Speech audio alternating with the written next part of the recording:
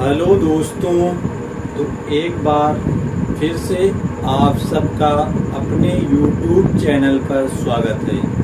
तो दोस्तों, आज से हम स्टार्ट करने वाले हैं क्लास 11th के सब्जेक्ट मैथ्स का चैप्टर नंबर 1, जो आपका है सेट, इंग्लिश में बोलते हैं सेट, और जिसका हिंदी रूपांतरण है समुच्चय। आपका जो मैथ का सिलेबस है वो NCERT पैटर्न पर आधारित मिलेगा आपको इस चैनल पर। आप लोग इस वीडियो को ज़्यादा से ज़्यादा शेयर करें और क्लास 11th के मैथ को अच्छे से स्टडी करना प्रारंभ कर दें। अब आपको कक्षा 10 का आपने अभी एग्जाम दिया है। आप सबको कक्षा 10 के रिजल्ट का इंतज़ार है, तो वह इंतज़ार आपका जल्द ही खत्म होने वाला है।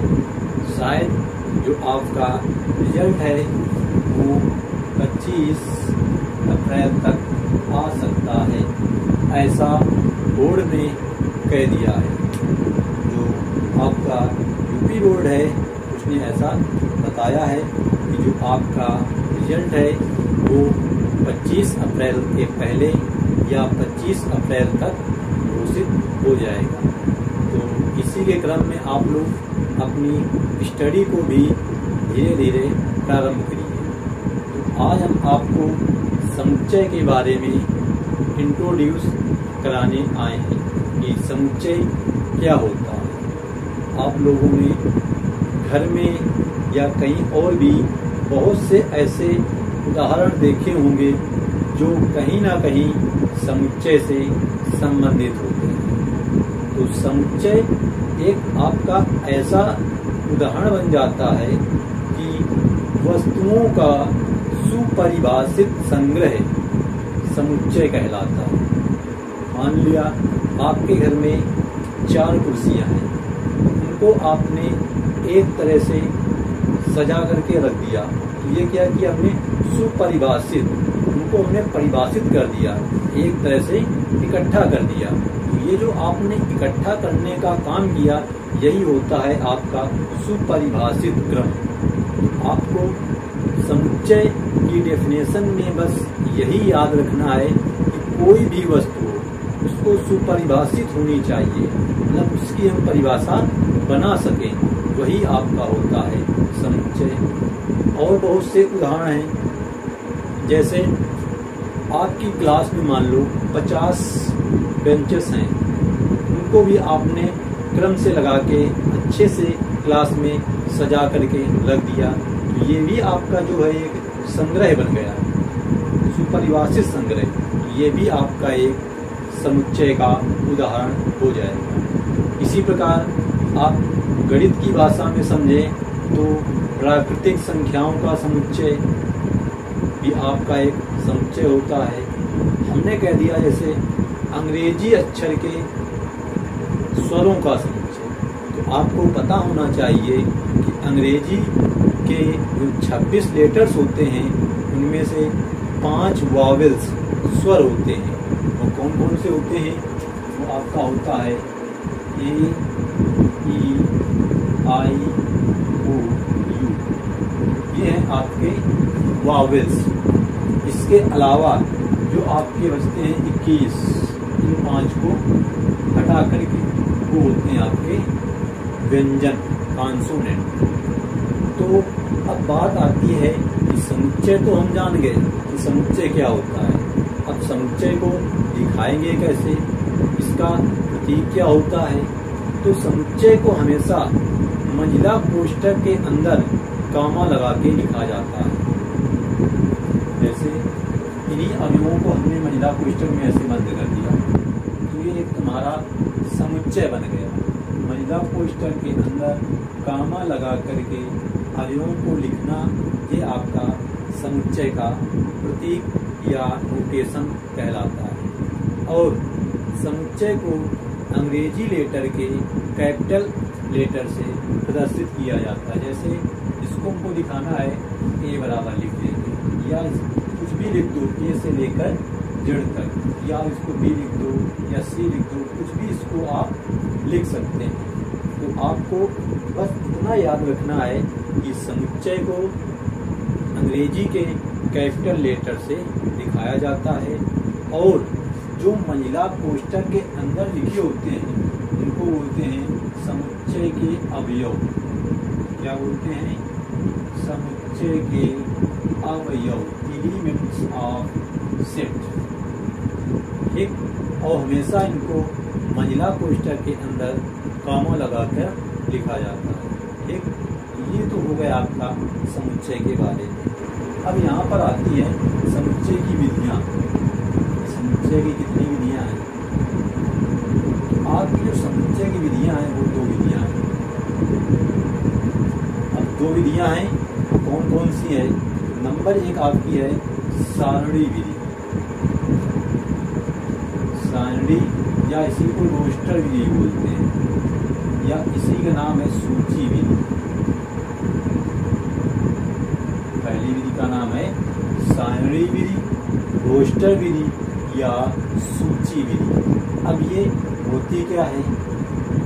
जो आपकी रोस्टर विधि है ये क्या होती है? देखो, रोस्टर विधि में आपको एक समुच्चय दिया होगा, पहचानेंगे कैसे? तो आपको एक समुच्चय दिया होगा और महिला कोष्ठक के अंदर आपको सभी अवयवों को कॉमा लगा करके लिखा होगा, तो वह आपका रोस्टर विधि या सारणी विधि या सूची विधि कहलाएगा। उदाहरण देखते हैं, जैसे हमने दे दिया उदाहरण यहाँ पे, इसी को ले सकते हो, या मैं आइडिया 1, 3, 5, 7, 9, 11 ऐसे महिला कोष्ठक में बंद कर दिया। देखो यहाँ पे सभी अवयवों को कॉमा लगा करके मंजिला कोष्ठक के अंदर लिखा गया है।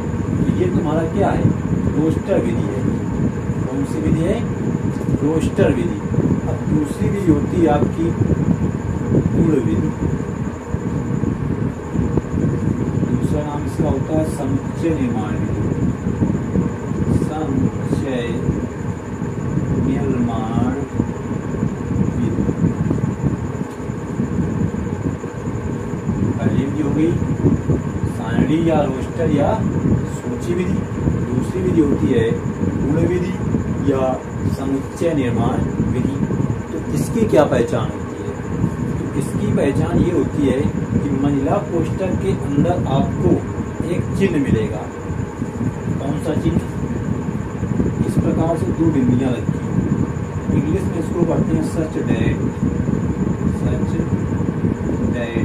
या कॉलन, COLON। क्या पढ़ेंगे? सच डेट या कॉलन। उदाहरण जैसे मैं लिख दिया एक समुच्चय A बराबर लिख दिया महिला कोष्ठक X कॉलन X, ये चिन्ह लगा हुआ होगा। X कॉलन X एक प्राकृतिक संख्या है, एक प्राकृतिक संख्या है महिला कोष्ठक पर। ये अगर इस प्रकार से ये चिन्ह आपको मिल जाता है तो ये विधि आपकी समुच्चय निर्माण विधि या गुण विधि कहलाएगी। तो ये थी आपकी समुच्चय निर्माण की 2 विधियां। तो आपकी जो NCERT बुक की एक्सरसाइज पहली है उसका आज हम आपको पहला क्वेश्चन कराने वाले हैं। ठीक, उससे पहले आपको कुछ प्रतीकों के बारे में जान लेना आवश्यक है। जैसे कहीं पे कैपिटल यन लिखा है, कैपिटल यन लिखा है तो इसका मतलब क्या होगा? क्यू लिखा है तो क्या मतलब होगा? जेड लिखा है तो क्या मतलब होगा? आर लिखा है तो क्या मतलब होगा? इन सभी के बारे में आपको जानना बहुत ही आवश्यक है। ठीक,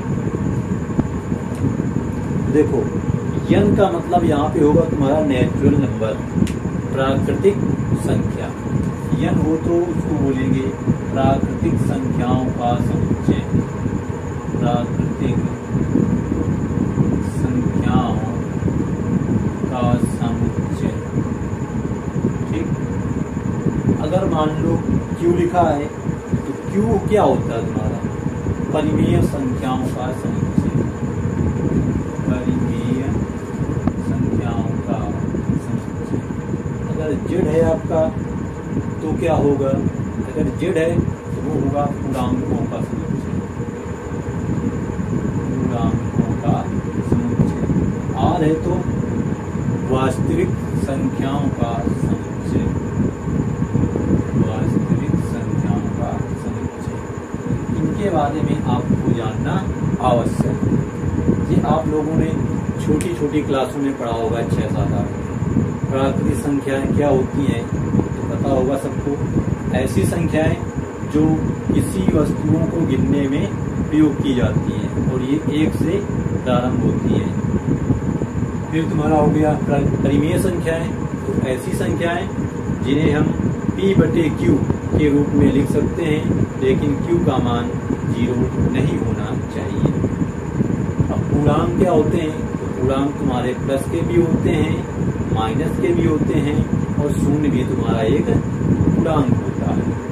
R रियल नंबर मतलब वास्तविक संख्याएं, तो वास्तविक संख्याएं भी तुम्हारी प्लस की भी हो सकती हैं, माइनस की हो सकती हैं, लेकिन 0 आपकी वास्तविक संख्या नहीं होती है। ठीक, ये था आपका कुछ चैप्टर 1 का इंट्रोडक्शन एक्सरसाइज 1.1 को पढ़ाने से पहले। आप लोग इसको अच्छे से अपनी नोटबुक में नोट कर लेना। ठीक, और देख लेते हैं जरा एक्सरसाइज का पहला क्वेश्चन। आप लोगों को पहला क्वेश्चन स्क्रीन में दिख रहा होगा। लिखा है निम्नलिखित में एक्सरसाइज आपकी है 1.1 दिख रहा होगा। ठीक, निम्नलिखित से में कौन से समुच्चय हैं?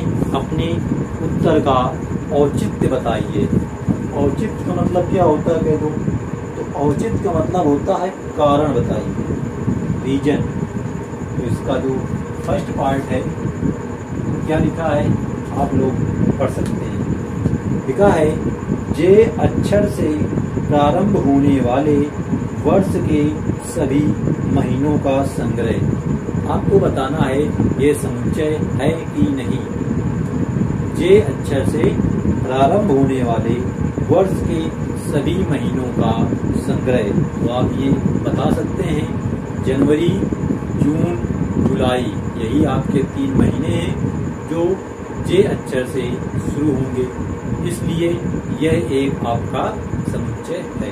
ठीक, क्योंकि इनकी हम काउंटिंग कर सकते हैं। ये एक आपका परिभाषित है। क्या है? सुपरिभाषित है। दूसरा है भारत के 10 सबसे अधिक प्रतिभाशाली लेखकों का संग्रह। तो यहाँ पर भारत के 10 प्रतिभाशाली लेखकों का संग्रह बोला गया है। तो मान लो किसी को प्रेमचंद पसंद है, किसी को मुंशी प्रेमचंद पसंद है, वही है तुम्हारे दोनों, या किसी को जयशंकर प्रसाद पसंद है। तो यहाँ पर हम इसको परिभाषित नहीं कर सकते हैं क्योंकि सबकी चॉइस अलग अलग होगी लेखकों के बारे में जो भारत के लिए कहा गया है। यह आपका एक समुच्चय नहीं होगा। ठीक, अगला है विश्व के सर्वश्रेष्ठ 11 बल्लेबाजों का संग्रह। अब विश्व में बहुत सारे बल्लेबाज हैं, भारत में ही बहुत से हैं, जैसे महेंद्र सिंह धोनी, विराट कोहली। किसी को केएल राहुल पसंद है, तो ये भी आपका क्या है? एक सुपरिभाषित संग्रह नहीं है, तो ये भी आपका समुच्चय नहीं होगा। अगला है आपकी कक्षा के सभी बालकों का संग्रह। तो आपकी कक्षा की बात की गई है। मान लो आप कक्षा 11 में पढ़ते हैं, 50 बालक हैं, तो आप उनको सुपरिभाषित कर सकते हो कि हमारी कक्षा 11 में 50 बालक हैं, तो ये आपका एक समुच्चय होगा। अगला है 100 से कम सभी प्राकृत संख्याओं का संग्रह। देखो अभी हमने यहाँ बताया कि प्राकृतिक संख्या 1 से स्टार्ट होती है, यहाँ बोला है 100 से कम, कहाँ तक जाएंगे? 99 तक। तो इनको भी हम क्या कर सकते हैं? सुपरिभाषित कर सकते हैं, ये भी तुम्हारा एक समुच्चय होगा। अगला है लेखक प्रेमचंद द्वारा लिखित उपन्यासों का संग्रह। अब देखो यहाँ पे एक लेखक के बारे में कहा गया, किसके बारे में? मुंशी प्रेमचंद के बारे में। तो ये तो आपका एक सुपरिभाषित है। उन्होंने ज्यादा ज्यादा 20, 30, 50 उपन्यास लिखे होंगे, उनको हम सुपरिभाषित कर सकते हैं। ये आपका एक समुच्चय होगा। अगला है सभी समपूर्णांकों का संग्रह। सभी समपूर्णांक, समपूर्णांक कौन कौन से होंगे? 2, 4, 6, 8, 10 चलते जाएंगे। इनको भी तुम परिभाषित कर रहे हैं, तो पता है ना कौन कौन से हैं? निश्चित है, 2 ही होगा सम, 4 ही होगा सम, 6 ही होगा सम, 8 ही होगा सम, 20 ही होगा सम। ये क्या है? आपका सुपरिभाषित है, इसलिए ये भी आपका एक समुच्चय होगा।